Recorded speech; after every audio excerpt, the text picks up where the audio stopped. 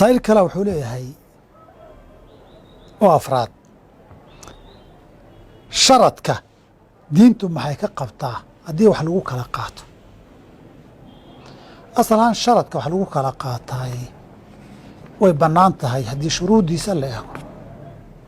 shuruudiisa ugu asaasan ee fuqahadu ka hadlaanna una badan yihiin shardiga in la tixgeliyana waa in aanay labada dhinacba xoolo bixinin haddaad hesho waa intaa haddaad heshana waa intaa ayna dhihin haddii cid ka baxsan ay bixiso ama midkood sharadkaa uu bixiyo waa la samayn karaa oo hadday tahay arrintaasaan isla qabsanaynaa hadday saan noqoto waxaasaan bixinayaa iyo waayah ka kalena uusan dhihin annasa hadday noqoto waan bixinayaa rihaankaas bay nooc qamaara fuqahadeenna u badan yihiin axaadiidta qaarkood oo sugnaanshaheeda la isku hayana ku soo arooreen ama hal dhinac hadduu bixinayahay waa la ogolyahay dhibaato ma laha qisadii nabigu rukaana legdankii dhex marayna niman weligii la legdin buu ahaaye halkii mar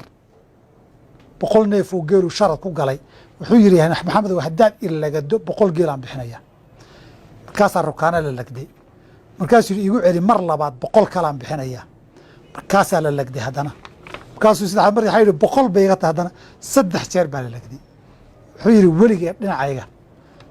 nin raga dhul ma dhigin dadna adaan kugu necbaa saacaddaa laga bilaabo waan islaamay saacaddaa laga bilaabo waan islaamay marka rihaanku hal dhinac hadduu yahay ama cid saddexaadoo labadooda ka baxsanay tahay rihaan baa la yihahdaa waa la ogol yahay dhibaato ma laha sharadka labada dhinaca weeytay fuqahada intooda badan diidaan axaadiis baabu rihaan ku soo aroortay inay qimaar tahay ama maystir tahay oo khamaarka oo kaleeto tahay darteed bay u diideen